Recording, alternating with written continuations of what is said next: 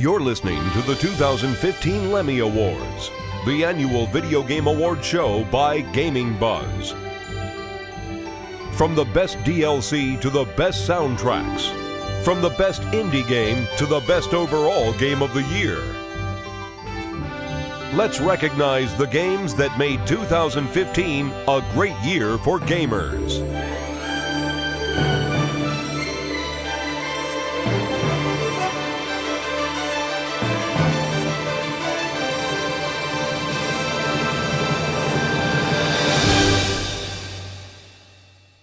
Hello and welcome to the 2015 Lemmy Awards, the annual video game award show brought to you by Gaming Buzz.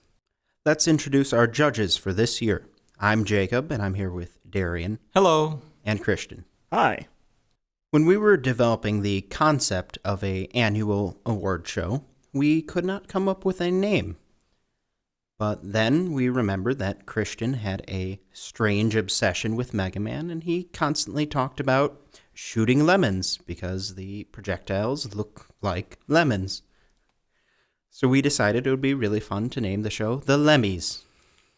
So how this works is each one of us have selected a nominee for categories that we have decided.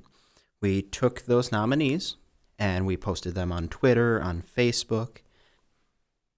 We debated, we fought, we argued, and after a few hours, a few chairs being broken, even a lamp being broken, we picked winners for every category. And now we're going to share those with the world. Which reminds me, hey Jacob, how's your kneecap doing?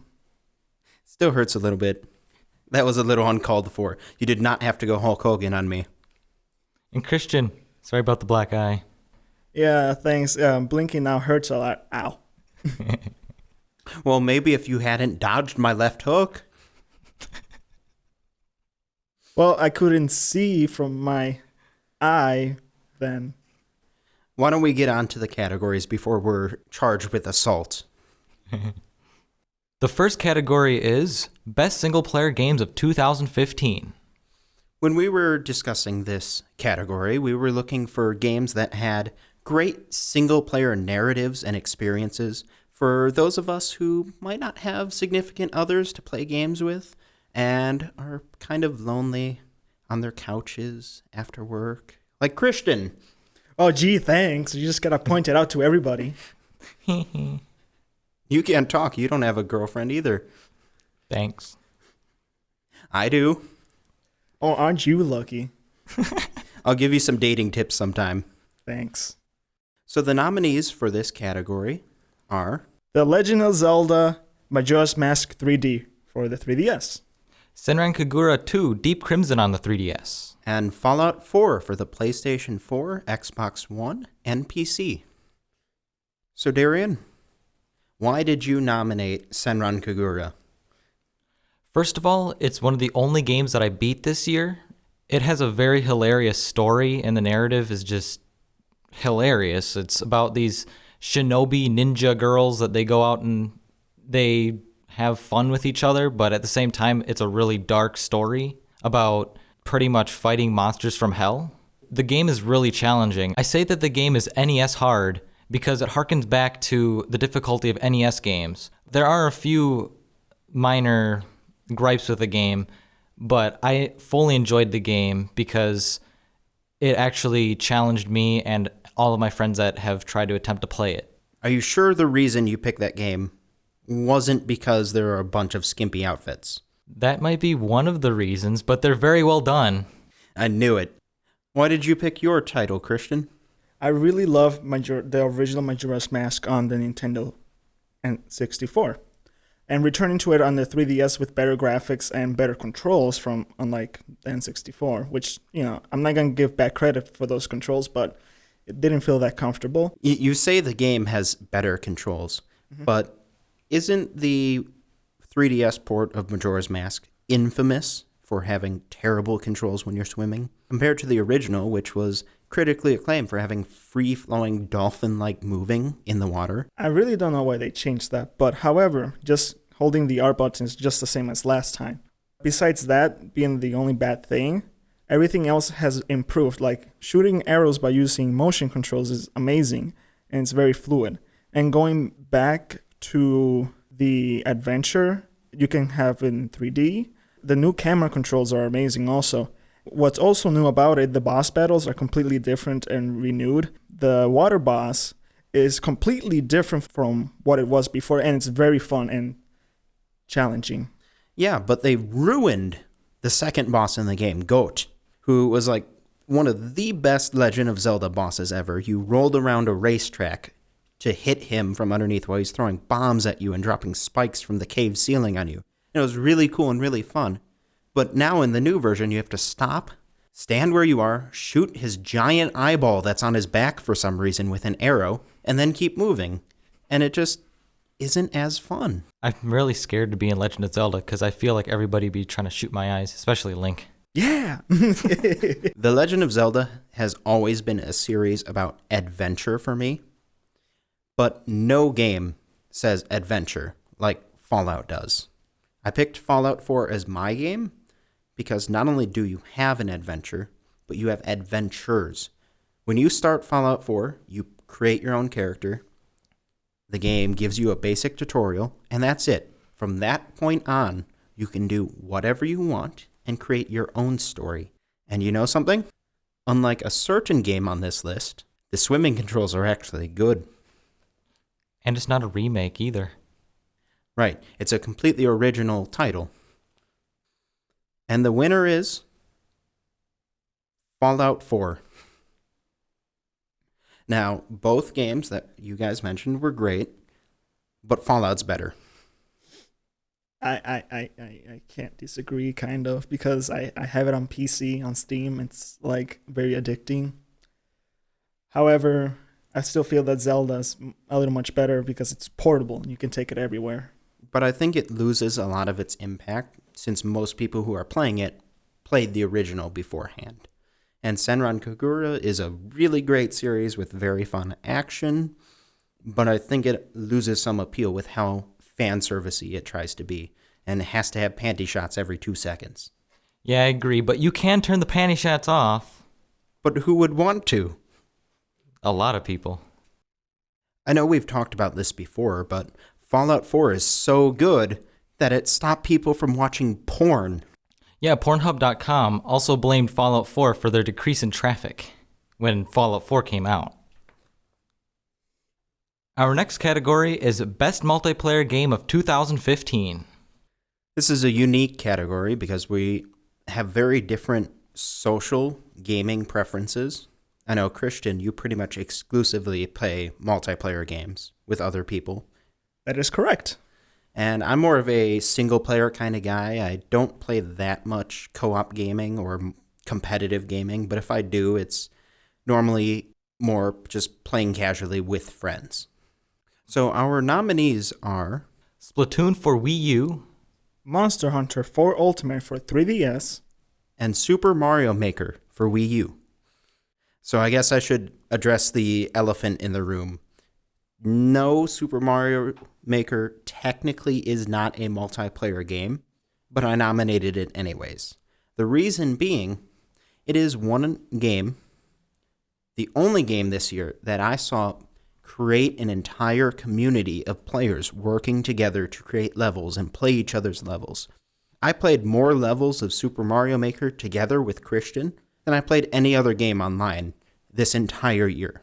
So sure, you can't play at the same time as another player on the same console, but you were still playing together. I do agree with you, and we played together, but I still feel that it's a single-player experience most of the time. me also. Wow, don't be ganging up on me, guys. It's like we're having a multiplayer game of our own right now called Beat Up on Jacob's Ideas. The game. I nominated my choice because Splatoon was pretty much the only multiplayer game that I actually looked forward to playing every day for a set period of time, and I spent the most time playing it with my friends too. It's one of those games that you can go from a really bad match to going to a hot streak of winning.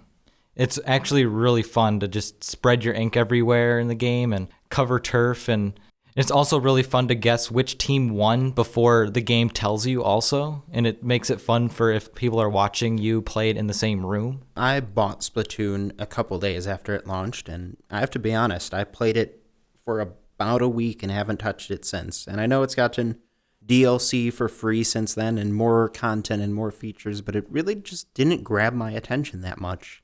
I think part of the reason is because the local multiplayer, the couch multiplayer, kind of really sucked. It's extremely lacking. I agree.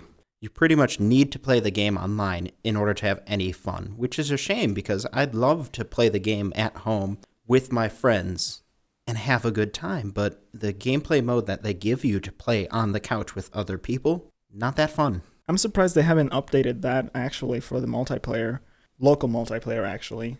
You know, all the multiplayer modes online have a lot of content, and I'm kind of sad that they didn't bring any of that into the couch multiplayer. Like, it would be fun to play Splat Zones with your friends in the couch. Yeah, but you're stuck playing a game where you just shoot balloons all the time, and it's boring. Maybe they just need to program some bots, and we can fight against those. That would be nice, a way to play a single-player multiplayer game. Would be really nice for people who don't have any friends, like Christian.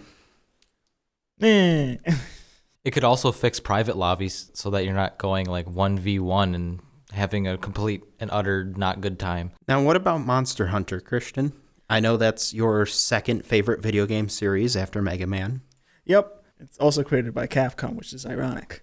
The reason I nominated this game is because I have spent so much of my spare time and non-spare time playing Monster Hunter Online, that's also a game, but this is not the title of the game. I spent around 600 hours of Monster Hunter. I remember about a week after the game launched and you picked up a day one copy, I was hanging out with you at my house and you just sat there going, I am so tired. And I'm like, why? And you're like, I haven't slept in a week. So typical. Just gotta buy some Monster Energy drink and then get it, play Monster Hunter, but play it by drinking Monster Energy drink. What? The multiplayer in the game is amazing. You have your chat. You prepare yourself before you go into a hunt. The thing that really surprised me about Monster Hunter 4's online multiplayer was that despite it running on the 3DS, which is not the most powerful device in the planet, it was smooth. There was virtually no lag. The game was quite fun. And I didn't see people jumping around all over the place due to weird internet connection issues or server issues. Well, the only time that happens is when your friends have horrible internet. And then you see them like go from left to right, up, down, wherever. That's the only time you see that. Which is very funny though, because it makes the monster like stand in one place and then you can just hammer the monster and then he just dies after the lag's gone.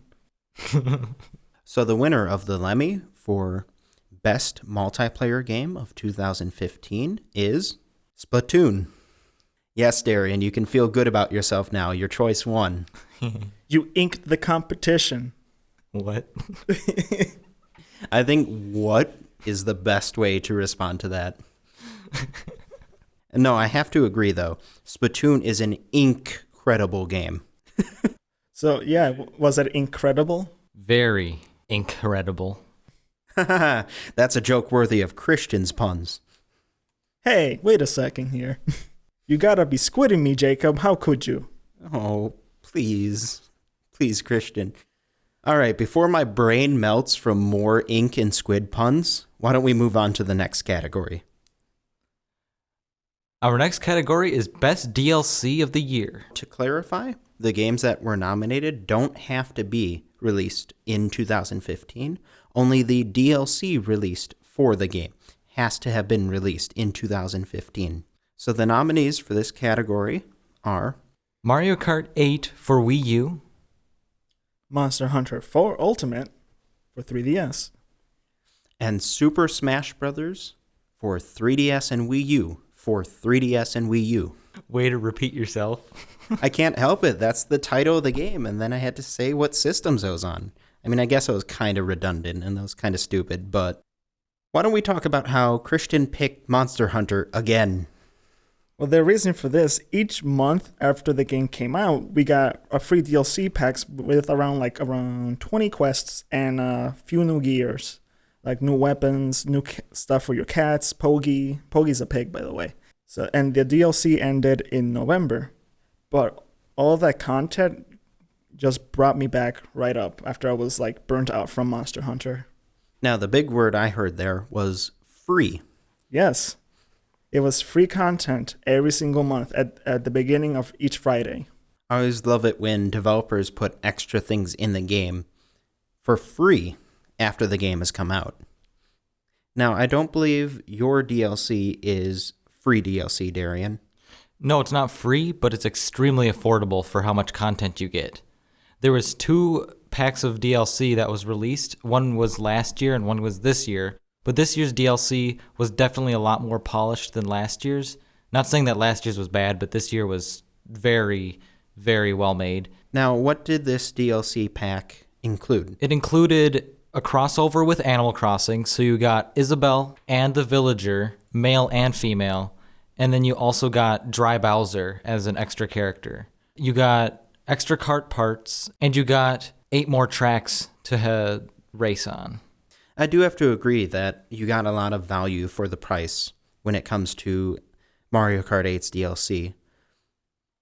But no game caused as much crazy amounts of hype as Super Smash Bros. For Wii U and 3DS did when it comes to DLC.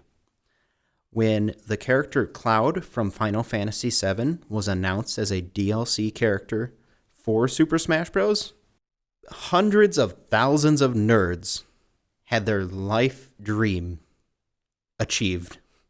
Yep, I agreed to that. I was very excited for Cloud, actually. Also, before that, Ryu from Street Fighter, that actually got me more excited at the time in the summer. That was super exciting. Seeing a character from a whole completely different genre join Smash Brothers. I've got to agree with that because I don't really care what content is really put into the game. I'm just happy that there's more. Although this character was not considered when we were debating the DLC because she actually had not been announced yet at that point, the fact that Bayonetta is going to be in the game makes me the happiest person on the planet. Go back to episode 1 of Gaming Buzz when we talked about amiibos and check that episode out. I discussed my dream of having a Bayonetta amiibo, and I'm actually going to get it. But I thought you didn't really care much about amiibos. Bayonetta is the exception. She is one of my favorite characters of all time, and I'm going to buy 6 of them. Just like I said, Jacob just loves his hairy women. When you put it that way, no.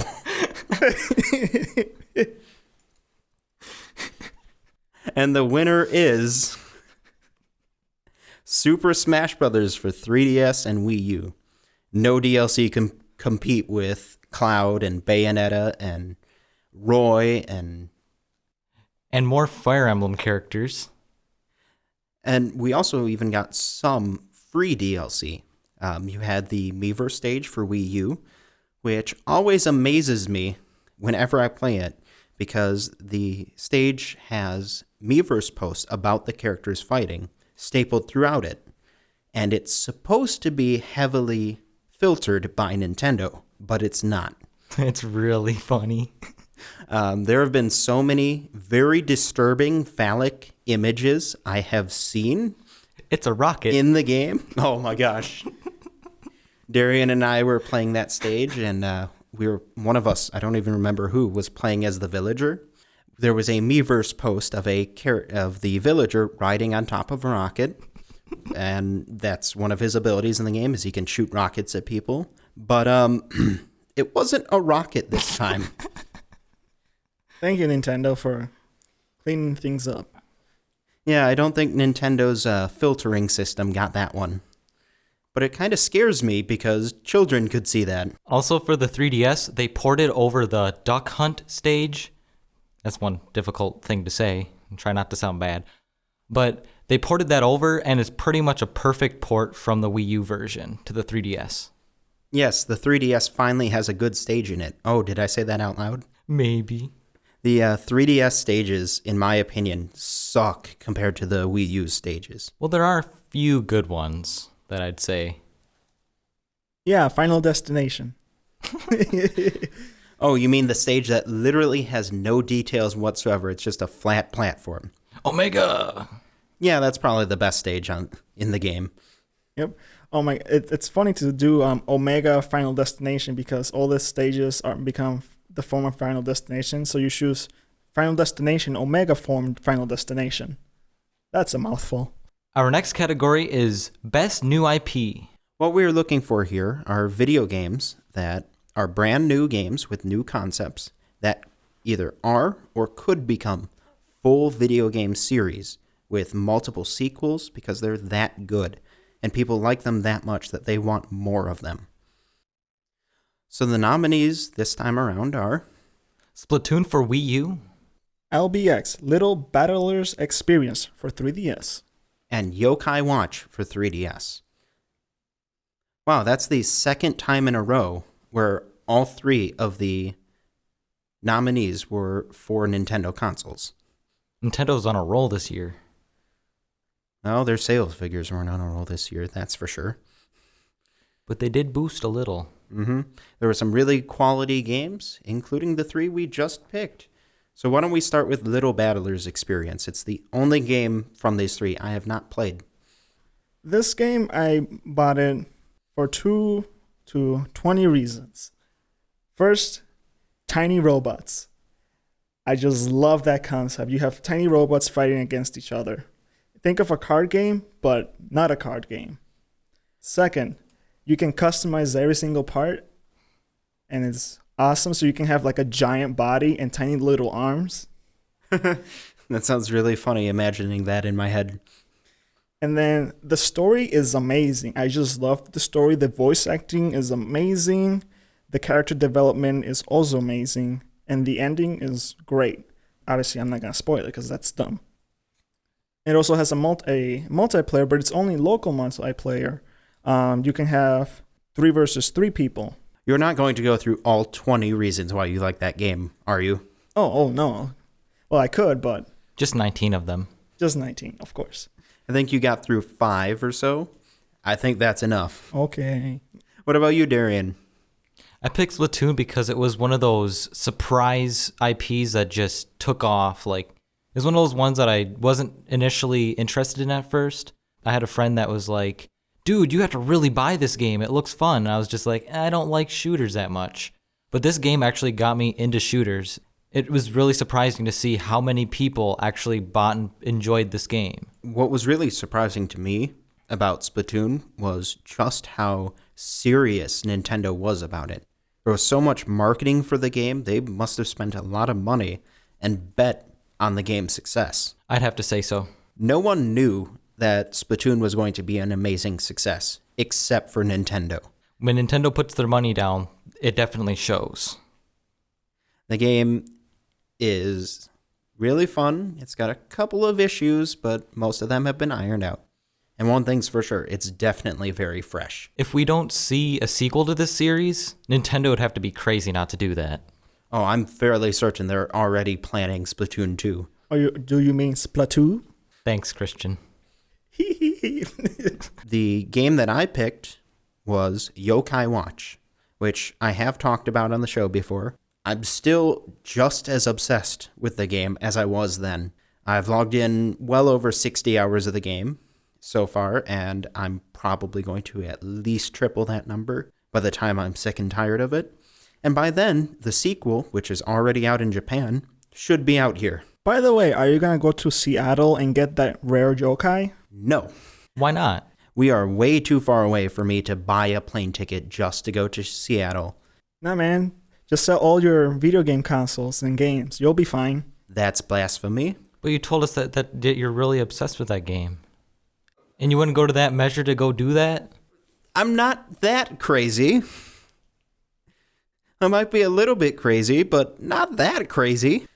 I'll just wait till they decide to re-release it in the future and give it out at all Best Buys or something. I'm sure something like that will happen.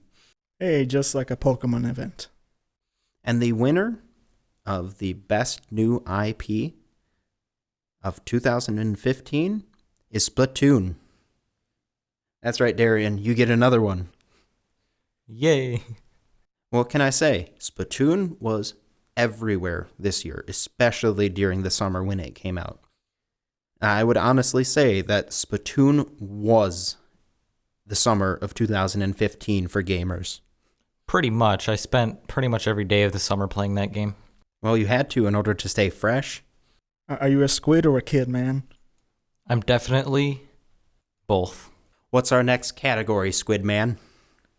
Our next category is Best Indie Game of 2015. To clarify for anyone who doesn't know, an indie game is what we call a game that was made by an independent studio who didn't have the massive amount of funding provided by a publisher. Typically, it's a small company of a couple people who develop games not because they're under contract to or not because they're going to make a ton of money to, but because they have the passion for making games that so many big developers lack these days. So the nominees for this category are Axiom Verge for PlayStation 4 and PC, Rocket League for PlayStation 4 and PC, And Undertale for PC. It really does show that the PC is the platform for indie games, since all three of our choices are available on the PC. It is interesting that the PS4 has been inviting a lot of indie developers. Sony's really been making a grab for them.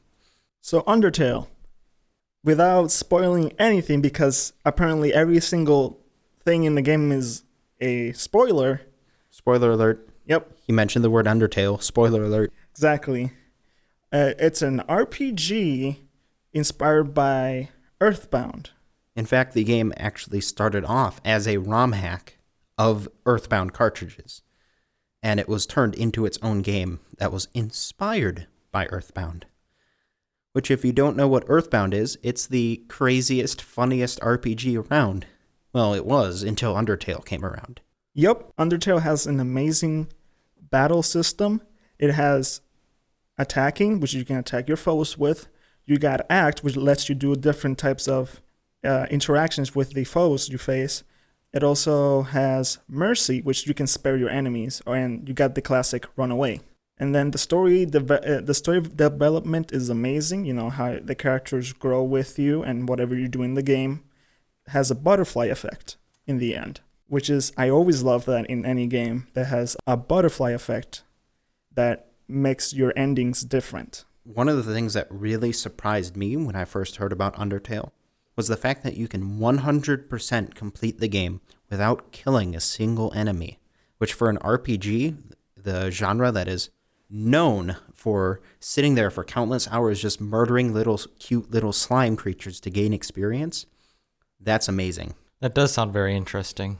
Now, if you have not played Undertale yet, do not look up gameplay. Do not search it up on YouTube or anywhere on the internet, really. Buy it. It's pretty affordable for a indie game. You can get it on Steam. Go play it for yourself, and don't let the game story be ruined for you. I picked Rocket League because it's a very unique idea. Well, kind of. It's about cars that basically are just playing a giant game of soccer. The cars can perform crazy stunts and the wheels are kind of like feet. It's just madness. You have to try to hit it into the goal. It's just amazing. For a guy who doesn't like sports games and really doesn't get sports at all, I find Rocket League to be really, really cool. You can jump and fly through the air doing crazy tricks, and it's one of those games where you want to use the PS4's recording options so you can go back later and say, wow, that was the coolest thing I have ever done in my life. Yeah, going and looking at how I don't really like sports or sports games, this game definitely opens up the interest factor. It's definitely a very cool, fun experience. And so is Undertale. The game that I chose and nominated, not so much of a fun, happy game.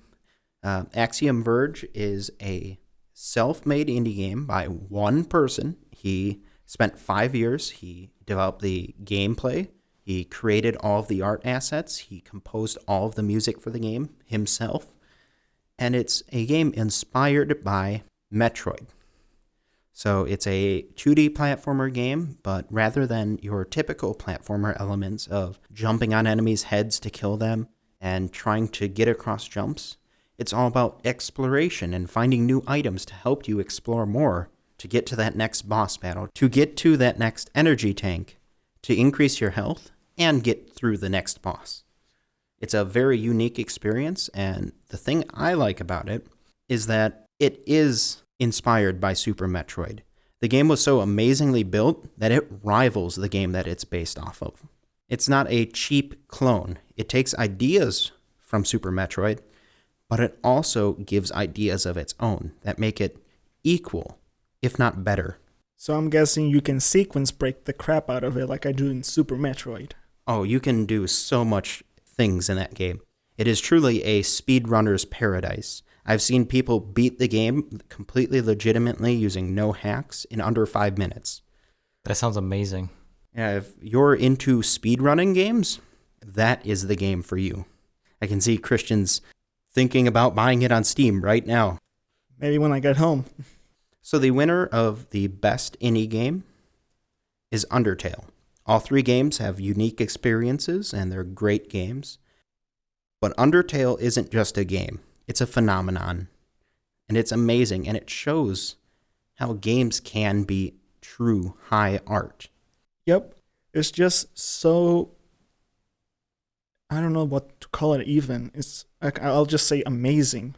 Just to see how much depth there is to a simple game like this of an indie game. So much detail. And there's also corny jokes in there too, which makes the game amazing. I really have nothing to say about it than amazing. You know, this is one time where I'm not really mad that my choice didn't win. I'm perfectly fine with Undertale winning. And you know what's funny? You mentioned that as corny jokes. There is a specific recipe to making a game that Christian likes. Step 1. Base it off of a NES game or a Super Nintendo game, something classic and 2D and sprite-based. Step 2, insert as many corny jokes as possible, and you will have Christian glued to his seat. Well, and now everybody knows. So someday someone's going to build a game just for Christian. Called Christian the Game. One thing's for sure, you'd be shooting lemons. Oh, yeah, of course. Our next category is Best Graphics of 2015. So what we're looking at here are games that when you look at them, you just say, wow, this game looks amazing. But we're not just looking for the games that hit 1080p, 60 frames per second, 4K resolutions, maximum view distances. What we're looking at are games that look amazing on their system. Let's go over our nominees. Monster Hunter 4 Ultimate for 3DS. Wait, isn't Christian supposed to be the one nominating Monster Hunter for everything? I also really enjoyed that game too. So did I. But my choice is Xenoblade Chronicles X for the Wii U. And my choice was Metal Gear Solid 5, The Phantom Pain for, oh boy, PlayStation 3, PlayStation 4, Xbox 360, Xbox One, and PC. No Wii U? No, Hideo Kojima, the creator of the Metal Gear series, doesn't seem to like Nintendo consoles anymore. The Metal Gear series started off on the NES, at least for the English release, but it hasn't really been on the system since. There was a remake of Metal Gear Solid 1 for the GameCube, but that's really about it. Now, Metal Gear Solid 5 is one of those games where you look at any screenshot and you just go, wow, this game is beautiful. And there's one reason for that, the Fox engine. The engine that the game runs on was specifically designed for dynamic lighting and to just make people go, oh, video games are pretty. All of the lighting in the game is generated real time, and shadows are based off of the lights around the shadows. So they're not just pasted there on the ground. When you see a light in the game, that's how the light would look in real life. That's quite amazing. I like these technical things. Even on the PlayStation 3 and the Xbox 360, which are 10 years old the game looks amazing. I still find it quite amazing that they're still pushing that old hardware to its limits. Yeah, but I think it's about time for the Xbox 360 and the PS3 to be laid to rest. They had a good life, but I think it's about time for them to be retired. I'd have to say so also. Yeah, it's time for them to pass on and rest in the arms of an angel. Now, that's not to mean we want them to die. I just don't think publishers should force their games to be on the systems when they probably can't run them anymore. Well, talking about old system hardware, the Wii U and its Xenoblade Chronicles X is very impressive. Being in hardware which is kind of oldish for a game like this, pushing the limits of the Wii U is completely amazing. You know, you have your Super Mario game, right? And Smash Brothers and stuff like that. And Mario Kart 8, which is the best game I've seen before Xenoblade Chronicles X. That just pushes everything out of the window and says, look what I can do. The world is infinite, the graphics are amazing, and those robots, man, just like flying around. You know, it's funny, if we had been doing Gaming Buzz back in 2011 when the first Xenoblade Chronicles came out, that game would have won Best Graphics of the Year hands down. I don't know how Monolith Soft, the creators of Xenoblade Chronicles, do it, but their games always take advantage of the systems they're on in ways that I don't think any other company can do. It is quite amazing to see that, except for their port of Xenoblade Chronicles 3D. But that wasn't handled by them, it was handled by a different studio. But still, impressive to have it do an infinite world without loading on the new 3DS. Well, there is a little bit of loading, but that's if you're going to caves or kind of like that, but I see. Okay, yeah. And then you've got the frame rate drops. Not nice, but it still looks pretty. And it's also quite amazing to see Xenoblade Chronicles X be able to run on the Wii U without requiring an install, even though your initial loading time is going to be a little bit longer. It's quite amazing to see developers take advantage of that. I chose Monster Hunter 4 Ultimate because it may not be the world's best looking game, but on the 3DS, I don't know how Capcom does it, but it seems like every single game that they release on the 3DS at least looks like an Xbox 360 or PlayStation 3 game. Unless you actually blow them up to the size of the TV on an Xbox 360 or the TV used for PlayStation 3, then they don't look as nice. With the small screen, they look gorgeous. Yeah, the lighting is just amazing. Like, I've never seen a 3DS game have such great lighting effects. The shadows are really convincing, and I love how some areas in the game, they take advantage of weird bloom lighting effects or like dynamic lighting. Yeah, it's very pretty for a 3DS handheld game. Yeah, and also the animations are just gorgeous to watch. The fact that Monster Hunter 4 does look so beautiful on the 3DS makes me really sad that they didn't do a Wii U port this time around. Yeah, it is quite tragic. There is a reason why. It's because Capcom was interested in what they could do with the 3DS itself. They already ported Monster Hunter 3 Ultimate to the 3DS from the Wii U, but they wanted to see what could they do with the 3DS hardware, and they did, and the results are amazing. But wasn't there a port of Monster Hunter 4 on the Wii U in Japan? No, there is not. It's all based around 3DS architecture. And also to mention that when you play it on the 3DS versus the new 3DS, on the new 3DS, the graphics get upscaled, like textures and all of that stuff becomes more pretty on the new 3DS. So they did take advantage of differentiating the two pieces of hardware you can play it on. And the winner of this category is Xenoblade Chronicles X.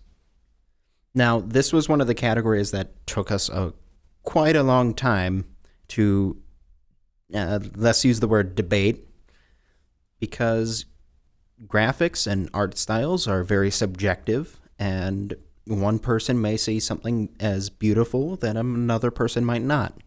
But overall, all of us really liked how Xenoblade Chronicles X looked. And it truly is a very beautiful game. Yes, I'd have to say so. Even though some of the draw distances aren't that good, But the game, when you see things all around you, it is very impressive. The one thing that really impresses me is all the flora in the game. All the plants look very realistic and very nice. When you run through a field, there are hundreds upon thousands of flowers and weeds, and it just looks really cool. It does, and that's something in a game that it usually pushes the hardware really hard. And that lighting is so pretty. Even the nighttime cycle and daytime, that's amazing to see. It only made me sad that all of the shadows are all just pre-baked into the environment, though. You would have liked to see it running on the Fox engine then. That would be cool. Our next category is Best Soundtrack of 2015. Now, all of these soundtracks that we're going to talk about are wonderful, great soundtracks, and sure, there can only be one winner, but in this case, listen to all of them. My nominee was Hotline Miami 2, Wrong Number. Mine is Senran Kagura 2, Deep Crimson on the 3DS. And my nominee pick is Chibi Robo Ziplash on the 3DS. Hotline Miami 2. The soundtrack for that game, it's very interesting. Since Hotline Miami takes place in the 1980s, it has a very 80s feel. I think every single instrument in the game is a synth guitar or a piano of some sort, a keyboard. It's very fun, very energetic when it needs to be, when you're blowing through bad guys, running through the stages, killing everyone on sight. But also, the soundtrack's really good at being depressing and sad. Once you've killed all those people, and then you go, oh no, I just killed a whole bunch of people. I'm a horrible person. The game reflects that. I chose Senran Kagura 2, Deep Crimson because it's one of those soundtracks that it has a lot of different tastes in it. Like, it has traditional Japanese music, there's hard rock and heavy metal kinds of tunes, and then there's, I don't know what to really call it, but it has like, it's music that it sounds like there's like demonic chanting in it, and it's really cool to hear, and it's all in Japanese, all the lyrics. And as the series goes on, the production values of the music keep on going up, and it's really exciting to hear how good the music is getting. The game came with a 2-disc soundtrack, and I've probably listened to it all the way through at least 30 times since I got the game. It is just that good. I really like how there's something for everyone in that soundtrack.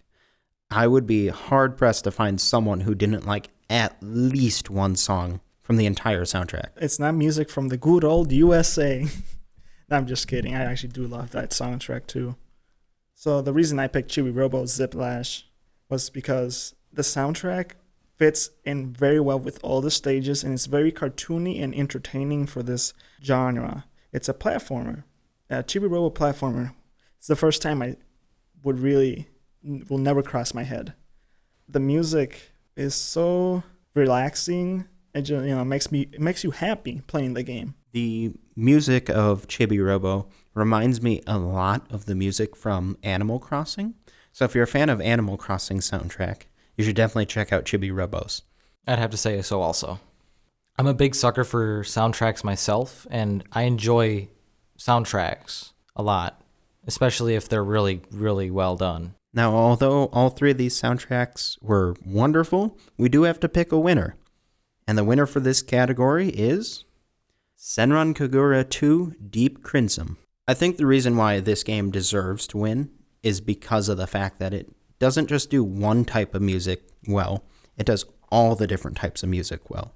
There isn't a bad sound throughout the entire soundtrack. Yeah, I'd have to say so. I mean, there's none of the songs on the soundtrack that I actually skip. Like some soundtracks, like the Super Smash Brothers one, oh my god, I skipped 2 or 3 of those. But this soundtrack I listen to and I repeat songs like a lot. It's just one of those that I just love listening to. Our next category is Game of the Year. So this is the big one. This is the most important category.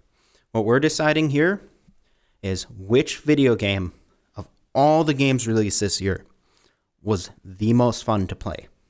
Not which game had the best graphics, not which game had the most DLC. Which one was the most fun to play? I chose Splatoon for Wii U. I chose Monster Hunter 4 Ultimate for 3DS. And I chose Super Mario Maker for Wii U. Another category that was swamped by Nintendo titles. One thing's for sure, Nintendo is fun. Very. It's one of those companies that I will return to playing games that are 20 years old and still enjoy them. I do agree also. Nintendo keeps me coming back for old school games and new titles they always release. Their games definitely age very well. Unless they were on the Nintendo 64, but that's another story. 3D doesn't age very well. I chose Splatoon because it was one of those games that kept making me come back. It seemed like when I got done and I got a little bit burnt out, they were like, hey, guess what? We have some more DLC for you and more stages to go and have fun with. And it was like, oh, this is really exciting. I have to buy all the new weapons and I have to buy all the new gear. And it just was really rewarding to just go and be in a cooperative team. And then when you got tired for the day, you just exit out and then all the points were converted into money and you go buy your stuff. And it was just a rewarding and it was really fun to play. The fact that we've talked about Splatoon several times in this award show really shows how good of a quality game it was. If you're talking quality, we're talking about Monster Hunter 4 Ultimate, right? Of course you bring up Monster Hunter again. Well, of course, a game that keeps me coming back for like playing it for around 600 hours, like for the whole year, is very amazing. Just every single day playing Monster Hunter, grinding, playing with new people and friends. Makes you feel like a strong hunter. You know, I just remembered a few months ago you lost your copy of Monster Hunter 4, didn't you? I did, but I bought another one. That's dedication, I'd say. And that was after about 3 or 4 days of you crying your eyes out about not having your precious Monster Hunter? Well, yes. Yes, indeed. I seriously thought you were going through withdrawal. Turns out you were. Hey, at least I picked myself up and went to the game store. I was like, get me another copy. I put another 600 hours on this one, which I did. You have a problem, man. Hey, it's very hard to get myself up to the point where I was before. I think at one point we're going to have a video game intervention for Christian.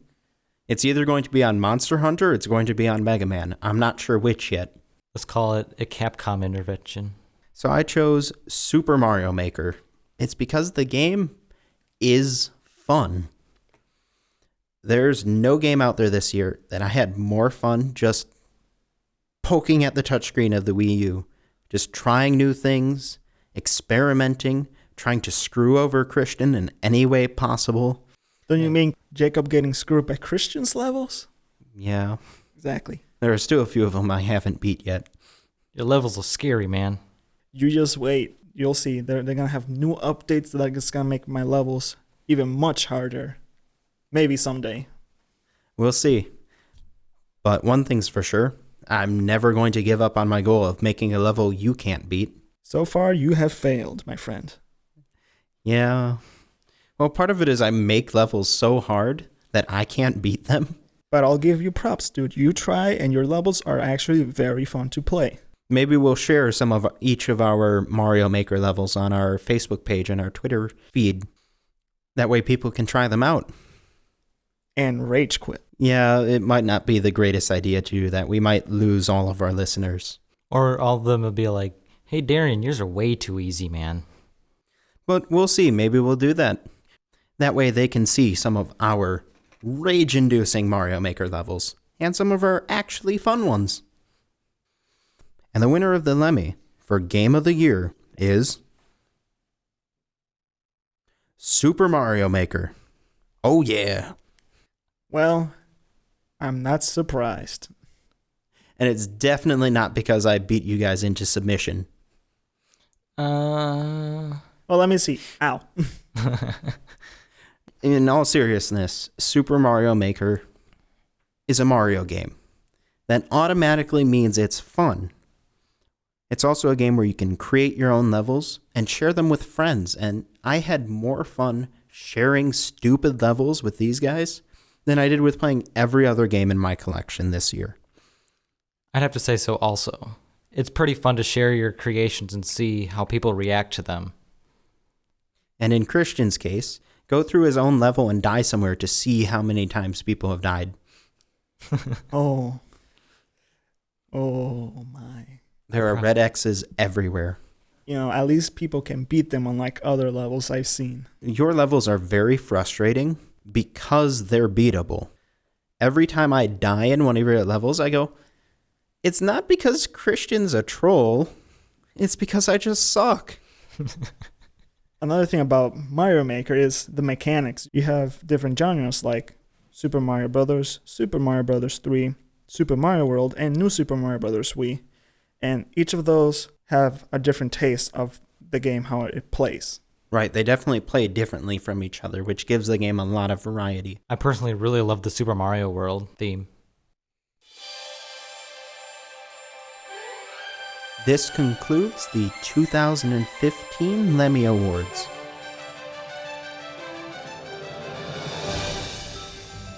Please visit our sponsors who make these episodes possible by visiting gamingbuzz.com/sponsors. If you enjoyed this episode, please share it with your friends on Facebook and Twitter, or submit a show review. You can do this by visiting gamingbuzz.com/5. That's the number 5. And as always, I'm Jacob. I'm Darien. And I'm Christian. Thanks for listening.